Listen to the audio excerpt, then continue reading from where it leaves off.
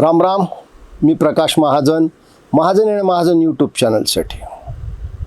उंठावरचा शहाणा ही म्हण आपण बऱ्याच वेळा ऐकली असेल. आता नेमकं उंठावरचा शहाणा या म्हणीचा काय अर्थ होतो? एकदा असा प्रसंग एका खेडेगावात घडला की एका शेतकऱ्याच्या घरात त्याच्या गाईचं वासरू माठात तोंड घालतं आणि ते काही निघत नाही. त्याच्यामुळे शेतकरी, त्याचा परिवार, आजूबाजूचे लोक चिंताग्रस्त होतात आणि इतक्यात त्यांच्या दारावरून उंठावर बसलेला एक माणूस चालला असतो. तर शेतकऱ्याला, शेजाऱ्या पाजाऱ्याला वाटतं बाबा उंठावर बसला आहे म्हणजे फार मोठा प्रतिष्ठित आहे, सभ्य आहे, सुसंस्कृत असावा. म्हणून ते त्याला सल्ला विचारतात की असा असा आमच्याकडं हा प्रसंग उद्भवला आहे, काय करायला पाहिजे. आता उंठावरचाच माणूस तो म्हणतो यार तुम्हाला सल्ला द्यायचा आहे, पण तुम्ही म्हणले तुमच्या घराचं दार अगोदर बाजूला काढा. म्हणले माझा उंठ मध्ये कसा येईल? म्हणले मला ते प्रसंग पाहायचा, तर उंट कसा मध्ये येईल? मग दार काढलं, उंट घेऊन घरात आला. त्याने उंठावूनच पाहिलं वासराकडं, वासराचं तोंड त्या माठामध्ये. ते म्हणले यार हे निघणं खूप अवघड आहे, असं करा म्हणले वासराची मानच कापा ना. आता लोक त्याच्या तोंडाकडे बघू लागले आणि जाता जाता तो काय म्हणला, अरे काय एवढं काळजी करता, ते माठच फोडा ना म्हणले, आहे कितीचा. म्हणजे एखाद्या छोट्या गोष्टीला कसं लांबवायचं आणि कसे विचित्र सल्ले द्यायचे, म्हणून त्याच्यावरून ही म्हण पडली उंठावरचा शहाणा. खरं म्हणजे उंठावरचे शहाणे हे मला आज म्हणायला पाहिजे होतं. कारण काल नाशिकमध्ये कांद्याचे भाव पडले आहेत, शेतकरी त्रस्त आहे. नाफेड अत्यंत कमी दराने कांदा खरेदी करतो. शेतकऱ्याला त्याच्या शेतीमालाचा भाव योग्य तो मिळाला पाहिजे याच्याविषयी कुणाचंही दुमत नाही. खुल्या मार्केटमध्ये कांदा 1700ने चालला आहे आणि नाफेड 1580ने घेतं आहे. कुणी मग 2400ने घ्या, 3000ने घ्या, 3200ने घ्या अशी मागणी करते. पण शेतकऱ्याला त्याचा योग्य तो मोबदला मिळाला पाहिजे याच्याविषयी कुणाचंही दुमत नाही. त्याच्यावर आंदोलन करायला सुद्धा हरकत नाही. आंदोलन केलं पाहिजे. लोकशाहीचा तो एक हक्क आहे नागरिकांचा, जनतेचा, की आपल्या प्रश्नावर आंदोलन केलं पाहिजे. पण बघा, आंदोलन करताना हे उंठावरचे 3 शहाणे बैलगाडीत बसले. आता हे जसे बैलगाडीत बसले, तो बैल बिदकला. तो प्रसंग पहा.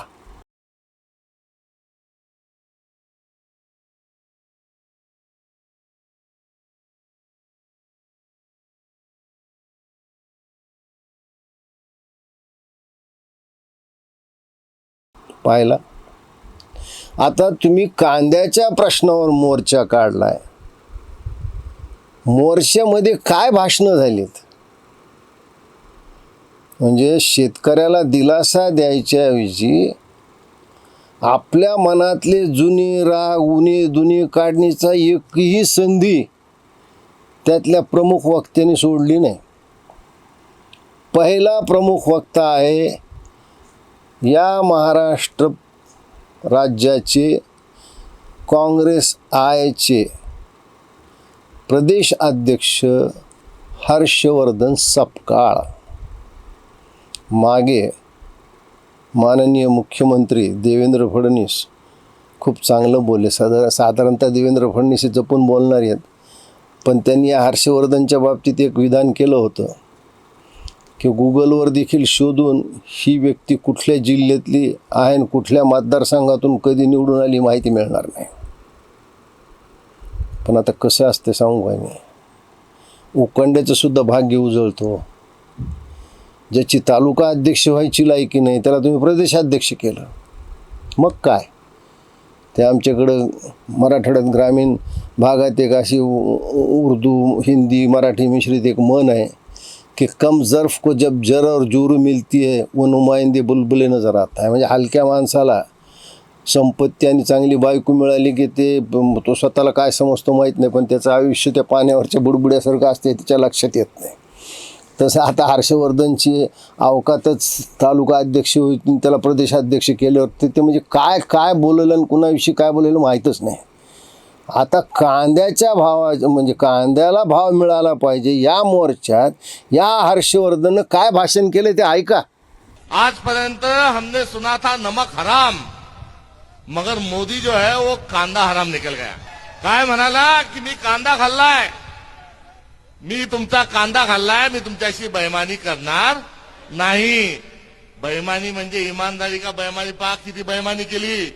मोदी जेव्हा पंतप्रधान झाला, मनमोहन सिंग साहेब गेले, तेव्हा कांद्याचा भाव काय होता? 3,000 2014.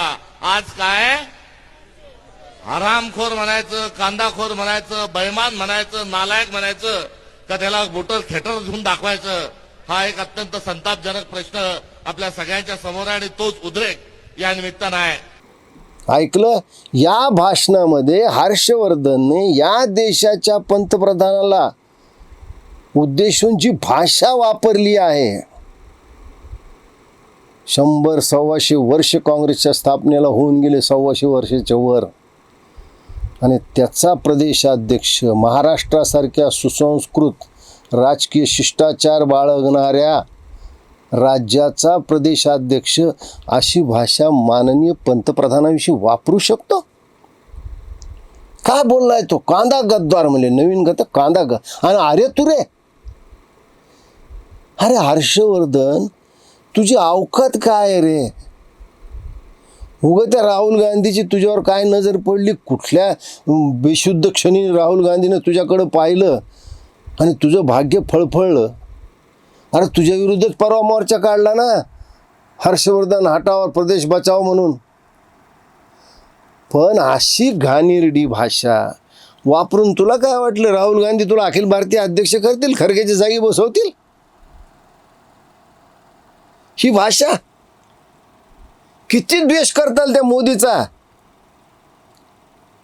आणि नेहमी म्हणता तुम्ही मोदी ट्रम्प पुढं झुकले, ट्रम्प पुढं झुकले. ती सोलापूरची खासदार बाई, हे बाई, एक प्रसंग तुम्हाला सांगतो. 1972 साली युगांडाचे अध्यक्ष इदी आमीन यांनी एक आदेश काढला की सगळ्या भारतीयांनी 8 दिवसात देश सोडून जायला पाहिजे, आणि देश सोडून जाताना फक्त 3 जोडी कपडे याच्यावर तुमच्या बॅगेमध्ये काही नसलं पाहिजे. म्हणजे 100-150 वर्ष जे कुटुंब युगांडामध्ये राहिलं, युगांडामध्ये त्यांनी शेती सुधारली, उद्योगधंदे काढले, साखर कारखाने काढले.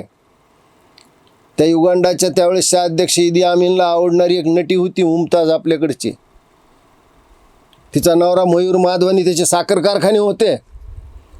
आणि 8 दिवसात सगळं सोडून तुम्ही युगांडा सोडलं पाहिजे. त्यावेळेस या भारताच्या पंतप्रधान होत्या आयर्न लेडी श्रीमती इंदिरा गांधी. काय केलं इंदिरा गांधीनं? अरे एक निषेधाचं पत्रक सुद्धा काढलं नाही किंवा युगांडाच्या राजदूताला बोलून समज सुद्धा दिली नाही. आज मोदीमुळं भारतीयांची मान जगात उंच आहे. भारतीयांना किंमत आहे, विसरू नका मोदीवर आरोप करण्याच्या अगोदर. काय बोलताय तुम्ही? तुझी अवकात काय हर्षवर्धन? या देशाच्या पंतप्रधानाशी ही भाषा तुझी? आणि त्याहूनही पुढे अजून एक वक्ते होते, रोहित पवार, आमदार रोहित पवार, राष्ट्रवादी शरद पवार गटाचे. मी मागच्याच व्हिडिओत म्हणलं होतं शरद पवार परवडले, रोहित पवार या महाराष्ट्राच्या राजकारणाला परवडणारा नाही आहे. रोहित पवार, तुला जर शेतकऱ्याचा एवढा कळवळा होता तर कन्नडचा कारखाना माती मोल भावात घेतला, तो सुद्धा शेतकऱ्यांनी शेअर गोळा करून काढलेला सहकारी कारखाना होता. अब्जा उद्या रुपयाची त्याची प्रॉपर्टी आहे, 150-200 एकर जमीन आहे. किती कमी दरात तू घेतलीस आणि तू शेतकऱ्याविषयी आज मगरीचे अश्रू ढाळतोयस. तू शेतकऱ्याविषयी आंदोलन केलं, तुझं कौतुक आहे, पण या आंदोलनात तुझी भाषा कोणची होती? तुझी भाषा नक्सलाइटची होती, तुझी भाषा कम्युनिस्टाची होती, तुझी भाषा देशद्रोहाची होती. हो, मी जबाबदारीपूर्वक सांगतो, ऐका त्याचं भाषण, रोहित पवारचं भाषण ऐका तुम्ही. 8 ते 10 लाख टन कांदा घेतला. तो कांदा हा भारतात विकायचा नाही, हा कलकत्त्यात विकायचा नाही, मुंबईमध्ये विकायचा नाही, दिल्लीत विकायचा नाही. त्यामुळे हा घेतलेला कांदा कुठं विकायचा? डायरेक्ट भारताच्या बाहेर घेऊन जावा. भारताच्या बाहेर जात नसेल तर जाळून टाका. भारताच्या बाहेर जात नसेल तर जाळून टाका. भारताच्या बाहेर जात नसेल तर जाळून टाका. ऐकलं भाषणात काय म्हणलेत रोहित पवार? की कांदा या देशात विकू नका, परदेशात विका. आणि परदेशात विकता आला नाही तर कांदा जाळून टाका. ही कुठली भाषा झाली? शेतकऱ्याच्या कांद्याला योग्य भाव मिळाला पाहिजे, पण ही भाषा तुमची. आणि तुम्ही स्वतःला शेतकऱ्याचे पुत्र, शेतकऱ्याचे नेते समजता. शेतकऱ्याच्या नावावर तुम्ही अब्जाधीश झालात. शेतकऱ्याच्या आडून तुम्ही आपले उखळ पांढरे केले, आर्थिक लाभ घेतले, आणि अशी भाषा वापरता. ही लोकशाहीत भाषा आहे? अरे तो हर्षवर्धन सपकाळ, हा रोहित पवार आणि तो राहुल गांधी खिशात संविधानाची प्रत ठेवून फिरता सगळ्या गावभर. हे संविधानाला शोभणारी भाषा आहे की कांदा जाळून टाका, देशात विकूच नका? अरे ती यादवी माजवणारी आहे ही भाषणं तुमची. आता अंबादास दानवेविषयी काय बोलावं? दानवे पाटील एवढंच आडनाव लावतात, त्यांच्यामुळे त्यांचा शेतीशी संबंध आहे, बाकी त्यांचा शेतीशी फार संबंध नाही आहे. आणि अशा महामूर्खांना, अशा उंठावरच्या शहाण्याला आपल्या पाठीवर वाहून न्यावं लागतं. याचं बैलाला एवढं वाईट वाटलं की बैलच उधळले. म्हणून म्हणलं ना की शेतकऱ्याच्या नावाखाली या राज्यात, या देशात अराजकता माजवणारे लोक आहेत. याच्यापासून वेळीच सावध झालं पाहिजे. धन्यवाद.